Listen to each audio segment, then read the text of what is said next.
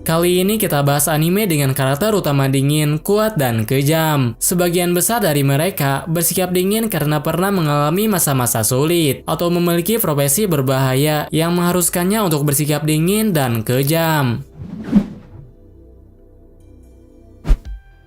Phantom, Requiem for the Phantom. Di anime ini terdapat organisasi rahasia yang salah satu tujuannya adalah menciptakan seorang Phantom. Phantom merupakan sebutan untuk pembunuh atau hantu yang dianggap tidak pernah ada. Mereka tidak dikenal dan hanya sedikit orang saja yang mengetahui keberadaannya. Pembunuh tersebut terlihat dalam situasi berbahaya di mana mereka harus mengandalkan naluri alami untuk bertahan hidup. Seorang pria dengan nama panggilan Zovey dan perempuan dengan nama panggilan Ein menjadi Phantom setelah terlibat dengan organisasi bernama Inferno. Zovey pada awalnya sangat lemah dan tidak memiliki ingatan tentang masa lalu dirinya sendiri. Namun tiba-tiba saja dia terbangun dan diserang oleh perempuan bertopeng. Meskipun sudah tidak memiliki ingatan dan tujuan hidup, tapi Zovey tidak ingin mati begitu saja, sehingga dia pun melawan balik dengan memanfaatkan peralatan seadanya. Akibatnya dia bisa menghentikan pergerakan lawan dan lulus untuk dijadikan sebagai Phantom. Kemudian dia pun dilatih untuk menjadi pembunuh profesional yang akan menjalankan tugas demi mewujudkan tujuan organisasi yang akan mempekerjakannya.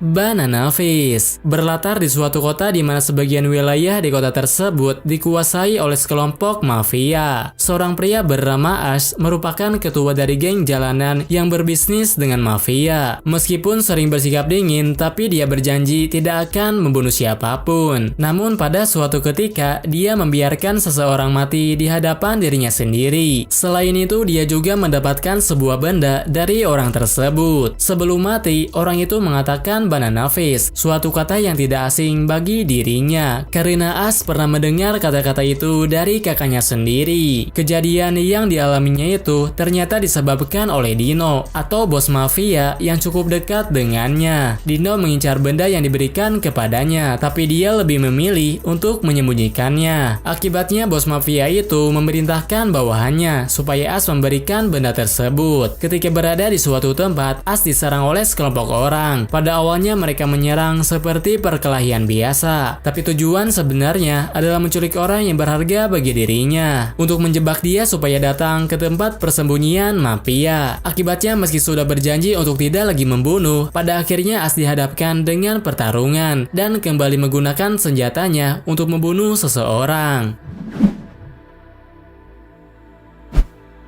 Hakata Tonkotsu Ramen bercerita tentang seorang pria yang bekerja sebagai pembunuh bayaran. Lin Xiangming bekerja demi mendapatkan uang untuk melunasi hutang-hutangnya. Dia memiliki keahlian bertarung dengan tangan kosong dan menyerang lawan dengan senjata tajam. Meski sudah berpengalaman menjadi pembunuh profesional, tapi dia tetap menjalankan hobinya yang tidak biasa, yaitu berpenampilan seperti seorang perempuan. Sehingga sebagian besar targetnya tidak sadar dengan apa yang akan dia lakukan. Bahkan kebanyakan orang yang ditemuinya juga selalu tertipu dengan penampilannya. Suatu ketika dia mendapatkan pekerjaan untuk membunuh seorang detektif. Namun targetnya itu malah terbunuh sebelum dia melakukan apa-apa. Sepertinya ada pihak lain yang telah ikut campur, sehingga misinya harus dibatalkan dan dia tidak mendapatkan penghasilan dari misi tersebut. Setelah berbicara dengan bosnya, pembunuh bayaran lain ternyata datang lebih cepat membunuh targetnya. Oleh karena itu, Lin tidak mendapatkan uang atas misinya tersebut, dan dia diberi misi lain untuk membunuh seseorang yang mencampuri urusan mereka. Be the Beginning. Di anime ini terdapat kasus pembunuh berantai yang menyerang korbannya di malam hari. Pelaku pembunuhan tersebut bukanlah orang biasa, melainkan manusia berkekuatan khusus yang bisa berubah menjadi mutan. Maka dari itu banyak detektif maupun pihak kepolisian ditugaskan hanya untuk mengatasi kasus tersebut. Namun hal apapun yang mereka lakukan selalu saja berakhir gagal, karena kemampuan mereka tidak cukup untuk menangani kekuatan para pelaku. Seorang anak anak bernama Koku memiliki sifat tenang dan ramah kepada siapapun. Namun ketika wujudnya berubah, maka sifatnya juga akan berubah menjadi sangat kejam. Dengan peningkatan kekuatan fisik yang luar biasa, maka dia bisa terbang dan mampu menyerang targetnya dengan cepat. Dia tidak menunjukkan belas kasih saat membunuh musuh atau penjahat yang ada di hadapannya. Koku juga memiliki kemampuan mata yang memungkinkannya untuk mengubah ingatan orang lain, serta tubuhnya mampu beregenerasi dari berbagai luka dengan sangat cepat, sehingga manusia biasa tidak ada yang mampu menangkapnya. Hanya sesama manusia mutan saja yang bisa menandinginya.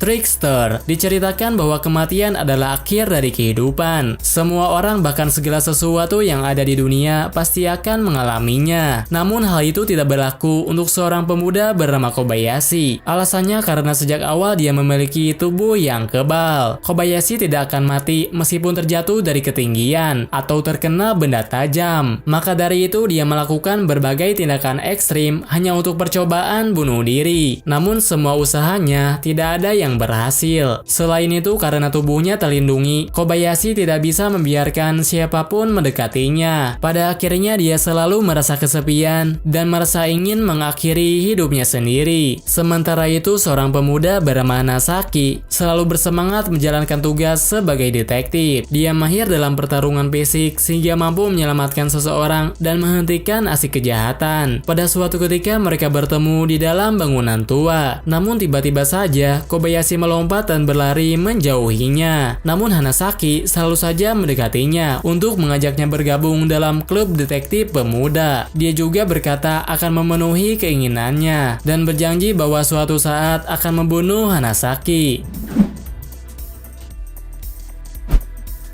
Yukoku no Moriarty berlatar di kerajaan terbesar sepanjang masa yang diatur oleh kelas bangsawan yang jumlahnya cukup terbatas. Hal tersebut menyebabkan meningkatnya tingkat diskriminasi, sehingga tak jarang ada bangsawan yang merendahkan penduduk selain bangsawan. Ceritanya diawali dengan banyaknya kasus pembunuhan di suatu wilayah. Setiap korban pembunuhan tersebut merupakan anak di bawah umur. Warga ataupun pihak kepolisian tidak ada yang tahu siapa pelakunya, karena sepertinya kasus itu dilakukan oleh seseorang di kalangan bangsawan. Seorang bangsawan bernama William selalu terlihat tenang dengan pemikiran yang sangat cerdas. Dia merasa harus terlibat dengan kasus tersebut karena orang lain tidak mampu untuk menyelesaikannya. Saat dia dan rekannya mulai bergerak, maka pelaku di balik kasus tersebut langsung diketahui. Hanya dengan mengandalkan informasi publik saja, dia bisa mengetahui pelakunya. Namun, tindakan yang akan dia lakukan selanjutnya bukan untuk menangkap atau menyerahkannya kepada polisi, tapi dia membunuh pelaku tersebut tanpa perlu mengotori tangannya sendiri. Sebagai konsultan kejahatan, William memberikan kesempatan untuk balas dendam, setimpal dengan apa yang telah mereka perbuat kepada korban. Happy Sugar Life bercerita tentang pelajar bernama Matsuzaka Sato. Sebagai seorang pelajar, dia terlihat seperti murid normal dan biasa-biasa saja. Hanya saja dia cukup populer dan disukai oleh orang-orang. Namun di balik semua itu, dia merahasiakan kepribadian yang sebenarnya. Dalam keadaan tertentu, Sato menjadi orang kejam yang berani untuk membunuh, terutama jika ada orang yang mengganggu kehidupannya. Terlebih lagi, dia juga menyembunyikan seorang anak di tempat tinggalnya dan tidak berniat untuk mencari keluarga asli anak tersebut. Ketika diincar oleh seseorang, dia dengan sengaja menuju tempat yang sepi. Ternyata selama ini salah satu guru di sekolahnya sedang mengincarnya. Setelah mengetahui hal tersebut, Sato malah semakin berani untuk bertindak. Sambil berdiri di depan rumah gurunya, dia mulai menunjukkan sifat aslinya, sehingga gurunya itu tidak lagi memperlakukan Sato dengan seenaknya. Sato juga bisa membalas perbuatan seseorang berkali-kali lebih menyakitkan, seperti yang terjadi ketika anak kecil yang disukainya disakiti oleh sekelompok orang.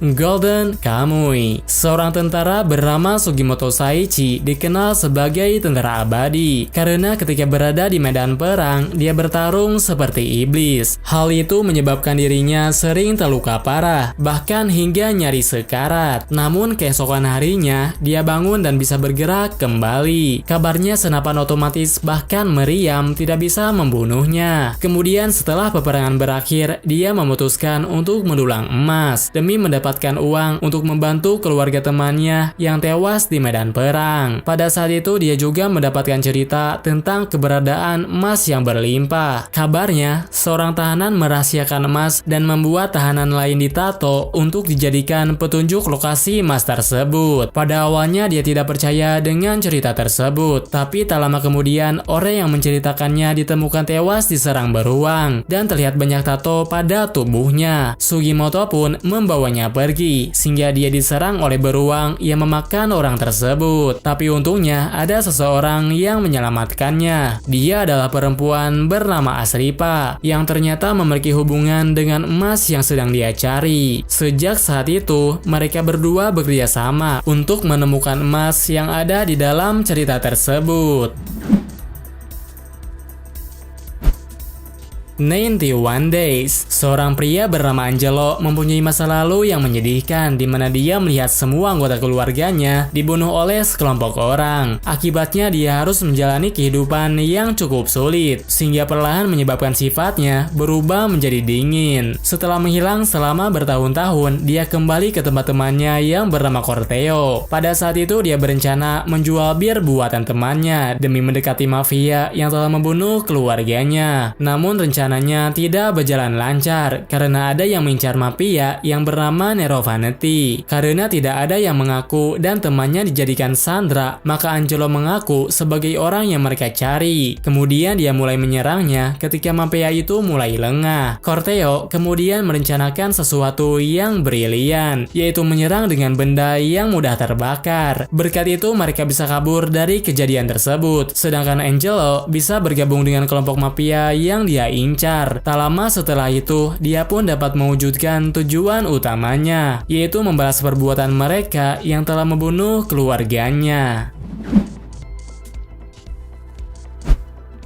Di anime ini terdapat teknologi yang dapat menilai mental seseorang jika melakukan kejahatan. Petugas keamanan khusus didirikan untuk menangkap dan menghukum orang yang terbukti telah berbuat jahat. Ceritanya bermula ketika perempuan bernama Akane menjadi anggota baru petugas keamanan tersebut. Meskipun lulus di akademi dengan nilai tertinggi, tapi pekerjaan yang dia dapatkan sangat berbeda dengan apa yang telah dia pelajari. Dia sedikit kesulitan di hari pertamanya bekerja. Selain itu, penilaian sistem yang mereka andalkan juga ternyata memiliki kekurangan. Sistem tersebut bisa saja menilai seseorang sebagai target kriminal, meskipun orang itu tidak berbuat jahat. Maka dari itu sebisa mungkin dia ingin menyelamatkan orang yang tidak bersalah. Ketika bawahannya akan menghukum target, dia menghentikan dengan menembaknya. Namun karena sistem mendeteksi target sebagai penjahat, maka petugas lain yang bertindak untuk menghukum orang tersebut. Akibatnya yang dia lakukan sebelumnya menjadi sia-sia. Bawahannya juga tidak sadarkan diri karena Akane telah menembaknya langsung tepat mengenai organ vital.